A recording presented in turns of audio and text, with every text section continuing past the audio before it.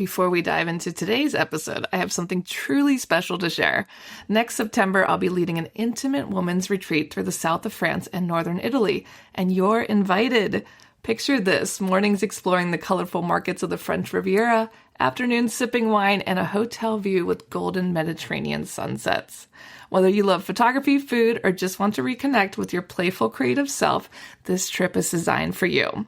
Spots are limited, so if all this sounds like your kind of adventure, please visit tourwithabsolutely.com and look for the tour France and Italy with Crystal. You can also send me a message or check out the show notes. Claudine Hemingway is a descendant of famed writer Ernest Hemingway. We bumped into each other at a party and decided to team up and dive deep into French history, but with a twist, by bringing a spotlight to those lesser-known creatives in France. This is History with a Hemingway. Welcome back, guys. I'm back with Claudine, and we have a new exciting episode for you. We are talking about the Couture exhibition in the Louvre. If you haven't heard, they have beautiful fashion all over the Louvre right now. It's pretty amazing, and Claudine's going to tell us all about it. Yeah, this is pretty fantastic. And, truth be told, when they announced this about a year and a half ago and said they were putting a fashion exhibit in the Louvre, I was not happy because I was like, no, there's plenty of museums in Paris. We don't need to put this in the Louvre. Just leave the Louvre alone. Stop trying to put all this other stuff in there. And I went to the pre-opening party and I was flabbergasted. I was amazed at the way they did this exhibit. So I'm excited to share this. It's been a lot of research just to do the first part of this because it is huge. It does stretch out throughout the Objet d'Art section specifically. And it's all about how everything works together. So the choosing to where they did it's the first floor of the Richelieu and the Sully wings. So it's the opposite side of where the Mona Lisa is, which is the Denon wing. This is normally a part of the Louvre that is not very well attended. Mostly this is where I love to go. And when I just want to go in there and just wander around and no specific agenda as far as what I'm researching. But normally it's usually just me, the guards, and a few lost visitors holding their maps and just looking around trying to figure out where the heck they are. So it's a place not a lot of people go to. That's not the case at the moment with this exhibit, so which is really good for the museum. And it's getting people part of the museum that haven't normally been there. It's actually even also getting people to come to the Louvre that maybe wouldn't also come. So all of those are great things that are happening. Yeah, I think it's interesting. A lot more people are coming because a lot of people are into fashion, and it's bringing in some new minds and faces. Yeah, I've actually had people because I've shared a lot about it from the opening event and over the last few months. And I've had people actually say that they booked their trip because of that. They were like, "Oh my gosh, when I saw that, that this you posted and shared about this exhibit, I had to come to Paris and see it." So that's pretty awesome. What I'm sure this will happen again at some point. I think that they should do this, maybe pair it with how paintings and sculpture influence fashion, because there are specific things in the museum that did influence, like Maria Grazia, the Dior women's director that just stepped down. There's specific paintings and things like that that we know of, and also Yves Saint Laurent, a bunch of other ones. So maybe that's something they could do in the future. So it's really good for the museum. There's a lot of fashion exhibits going on, which we'll share some of those on another day. But there's quite a few fashion stuff going on in the city as well, in the museums, and they're all really fantastic. But my first and only true love is, of course, the Louvre. And the Objet d'Art collection of the Louvre itself it has more than 25,000 items. We only see like a fraction of that within the Louvre. The Objet d'Art collection goes back to, it was created in 1893, so 100 years after the museum opened. And then it expanded even more 100 years later in 1993 when it moved over and took over the Richelieu wing which has only been a part of the museum since 1993. And then even more rooms were added in the year 2000. Now, you might wonder what objet d'art is. Basically, it's art objects. It's a pretty easy one to translate, but this includes furniture, tapestries, rugs, porcelain, ceramics, stained glass, small statuary, reliquaries, all that kind of stuff. That's all the objet d'art collection. And it's spaced out and goes all over the Richelieu wing and Sully wing. And it starts at the Byzantine and the Middle Ages. So the Louvre itself is starts basically the beginning of time, the art collection. It goes up until 1868, and then it moves over to the Orsay, and then from there, where the Orsay ends in 1918, it goes to the Pompidou. So those are the three major museums of Paris and France, and they kind of cover all of time. So unfortunately, the Pompidou is the permanent collection is closed, and the whole place is going to be closed soon. But you know, there's lots of other museums for modern art. But the collection is there's 100 pieces in the fashion exhibit. It's called Louvre Couture, and it's from 45 different brands. The majority of those brands are French, but there are other from other designers from other countries.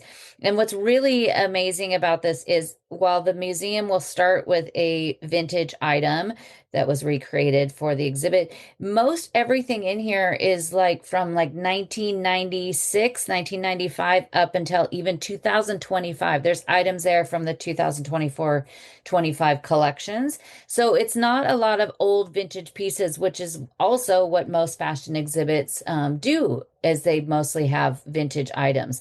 So it's really interesting.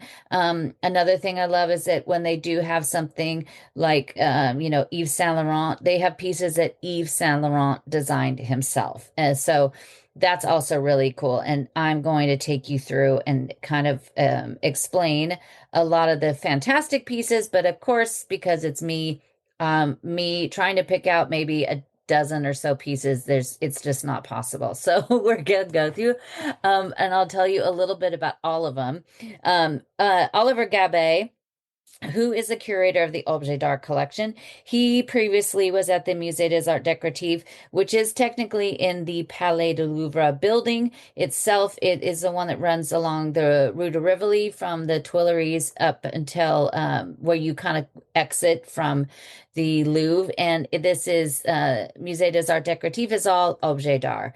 And he was there when they did the Dior exhibit in 2017 that celebrated the house's 70th anniversary, and anybody that saw that exhibit has never forgotten it. It was so amazing and was really the precursor and a big reason why they created the whole Dior Museum itself. It was absolutely fantastic. He came over to the Louvre in 2021. And when he did that, he always kind of had this idea to do some sort of a fashion exhibit, but of course, having fashion in the Louvre, kind of didn't make a whole lot of sense, but he wanted to do it so it would blend in with the decorative arts section, which is, of course, his baby.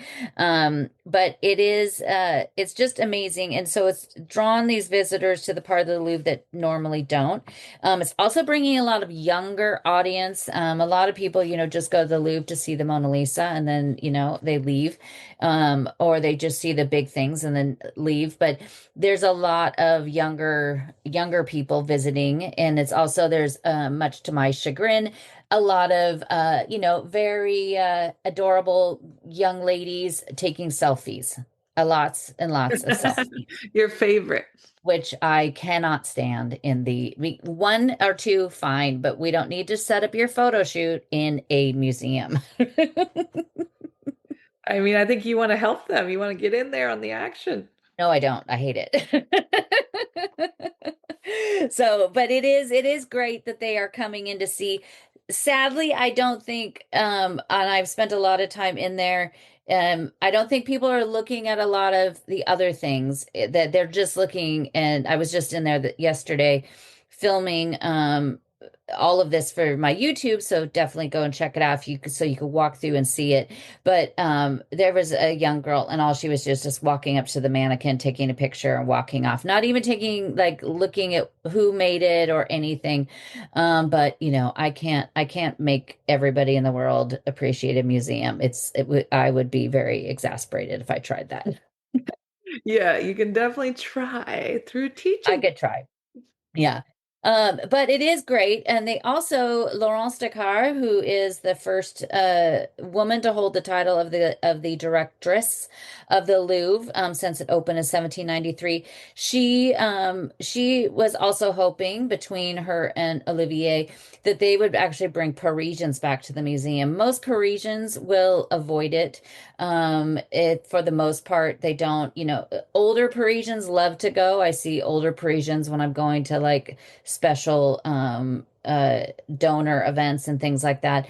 But a lot of people, and also because of the hours, there's a lot of other reasons behind that. But they were hoping that they'd bring a lot of Parisians, and it really has. There's people and friends I know that would never go there, and are going there because of they want to see this exhibit. So that's a really fantastic thing. And the other great thing about this is all of these museums, every museum in the world right now is trying to figure out how to, um, keeping the museum going. So because how things have changed so much, there's such shorter attention spans. People aren't interested in museums. A lot of people aren't interested in art. How to do that? I don't think the Louvre needs to worry about that because as long as you have those big things that everybody thinks they have to come in and see and check off the list, but you do, they are worried that some point maybe the attention and also going to the museum will decline. So Laurence, every director has a little focus. Her big thing is on music, theater, and dance. And so they've been adding a lot of that into the programming. And then also with this exhibit, it did open at the end of January, but at the beginning of March, they had a big dinner there that was like kind of the Louvre's idea of the Met Gala. Not with the same big, huge, crazy red carpet that would be really amazing, but maybe it'll grow into something like that. So we'll see going forward what happens. But it definitely did when they announced this exhibit and it opened, it literally was everywhere. Pretty much every media outlet said something about it. So that's a really good thing for the Louvre.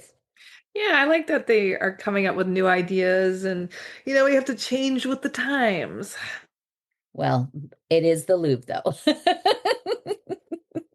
It will always be the Louvre, but our brains will not always be the same thanks to the Well, yes, that's a very sad, very, very sad thing. And I won't even start to go into that because it just is, it doesn't have a good outlook for things.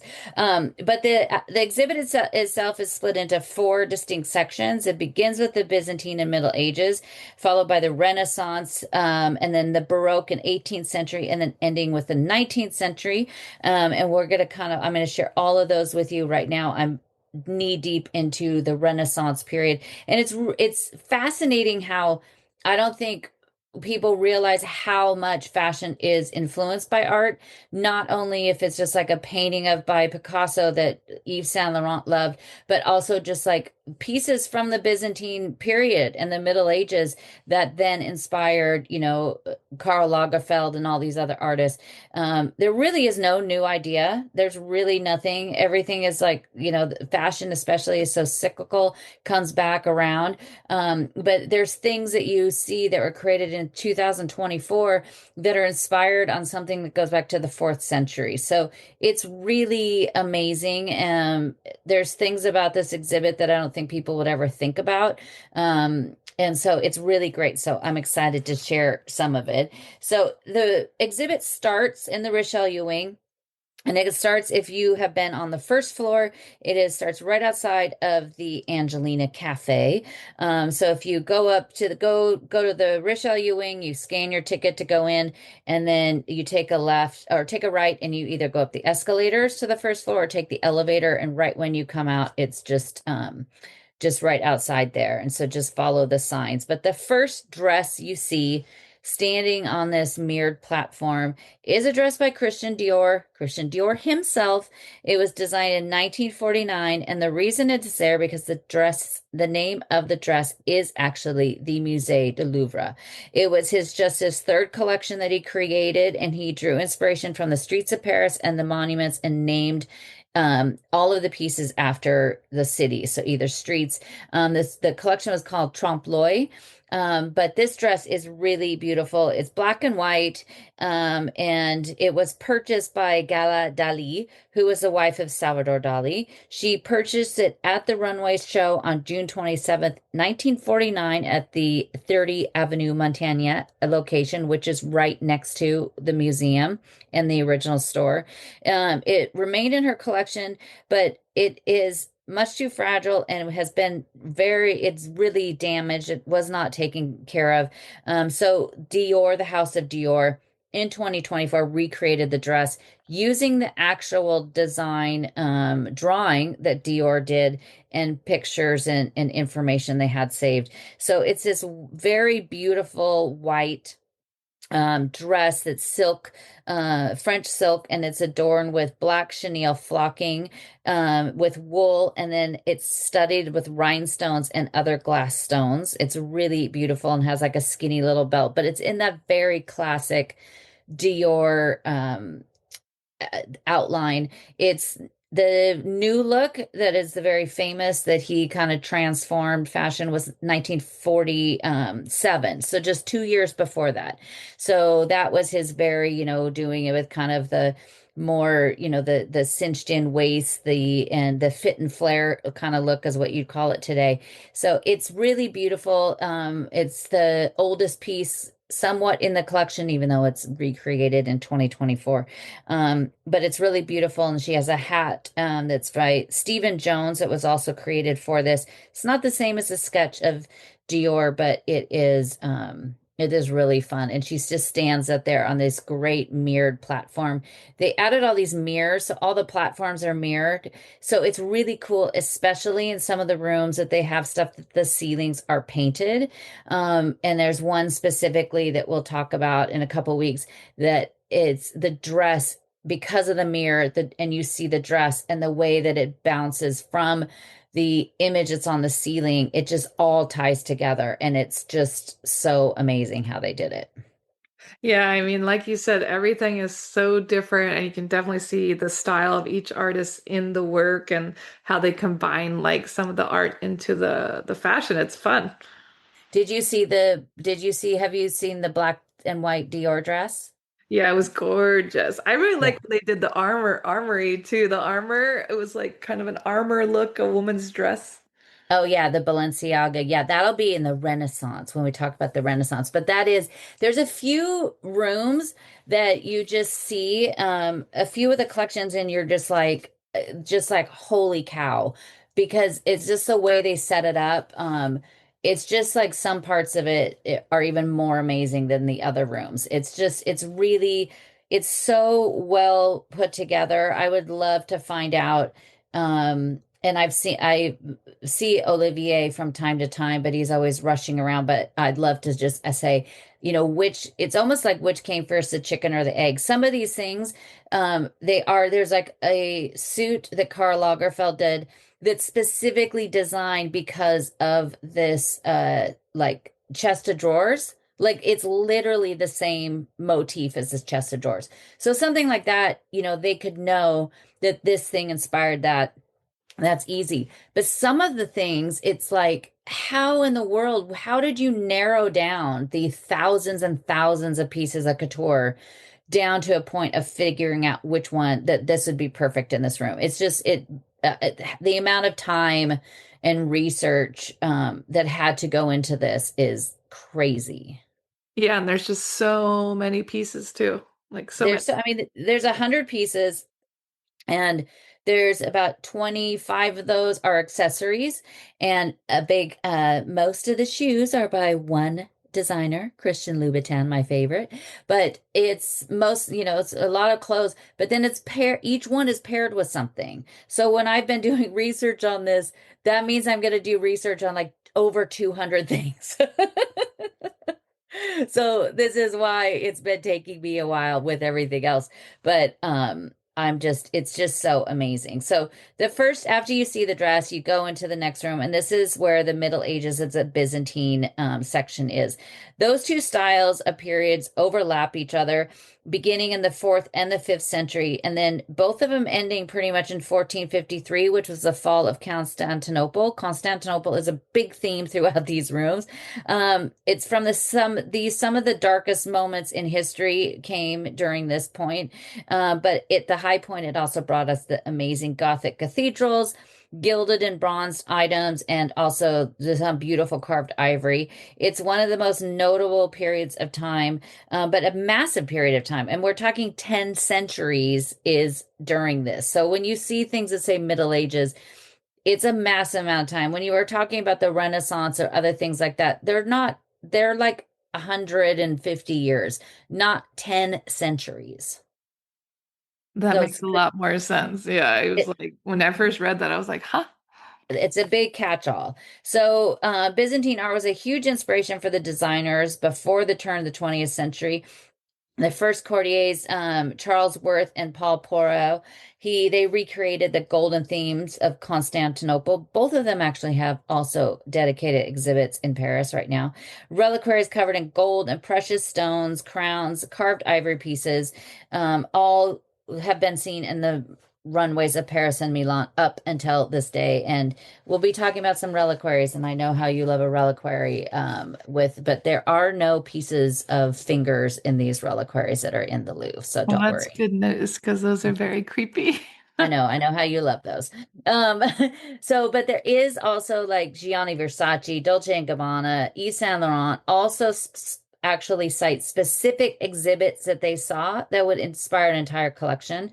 When you walk in, you go to the left, and the first dress you see is a beautiful golden dress. It's done by Gianni Versace himself. So that's what I was saying earlier that I love is that you have Versace, but you have Gianni Versace. You have the man that did it. He created this dress for the autumn winter collection of 1997 to 98. That period of time, 97, 98, is a huge influence throughout this whole entire exhibit. And most of the time when you see these, a lot of the times it is autumn and winter.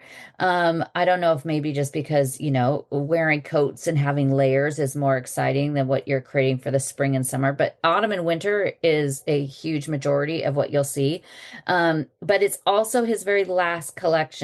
So in May of 1997, Versace went to the Met and saw an exhibit called the Glory of Byzantium. Which was the name of the city before it was called Constantinople. And at this exhibition, he discovered a reliquary with a Greek cross that he became obsessed with. His final runway show was on July 6, 1997. It was held in the Ritz down in the pool. They covered the pool itself as a runway, and there was Greek columns, and it was just perfect with this collection. There was not only was their dresses out of gold, like this one, there was some in silver, which I would have loved to seen. But the models glistened in these beautiful pieces. This one itself has crosses on it, Greek crosses. So a Greek cross is where it's basically like, the plus sign. So it's the same side, a cross, like in a Gothic church. If you look at it from the ceiling, it's like the shape of a cross that Christ was crucified on. But he created this 9 days later after this collection appeared on July 15th, 1997. He was killed outside of his home in Miami. So that was the last that we saw. That was the very last collection we saw. This dress is get close to it. I tell people like get close to it and actually move around it. And again, check my website, and I'll put the link the uh to the YouTube video I made about it so you could see how it just kind of shines and glistens. But his atelier spent more than 6 years to create this perfect metal fabric that was thin enough to drape, but not like a chainmail. And so it was, or chainmail.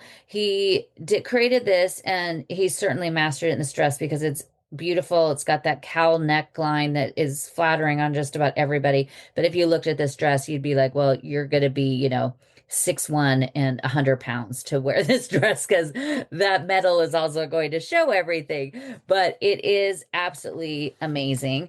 Right in front of that is a case, and inside the case, the Louvre has paired this Versace dress with a 11th century Byzantine reliquary. It once held a piece of the true cross, which is the cross that Christ was killed on. Its gilded silver and copper box was created in Belgium, was brought down to Constantinople by a Belgian prince, returning from Liège from a crusade. It once had the piece of the true cross, but it's no longer in there. It was given to an abbey that later closed and was transferred to the private collection of the Louvre, eventually donated on June 3rd, 1929. It's just everything about it. And I think like everything that I have been reading and seeing, nobody's talking about how this fits in with a collection. Everybody's only talking about the fashion, and I think you're missing the whole point of it if you don't also look around and see why it is where it is and what's there. It just is going to give you so much more context. So, you could even take this with you and listen to it. It's really a conversation between the art piece, the fashion, and the viewer that's looking at it. And so just definitely have your mind open when you go into it to check it out. Just to the right, a short ways is another piece that's amazing. This one's actually from the Pret-a-Porter collection, which is ready to wear. Most everything in here is couture.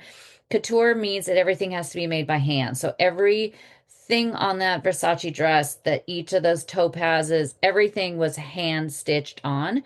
Pret-a-Porter, they don't have that same thing. And that's ready to wear. So you could have found these pieces in a Dolce & Gabbana store. It's done for autumn and winter 2013 collection.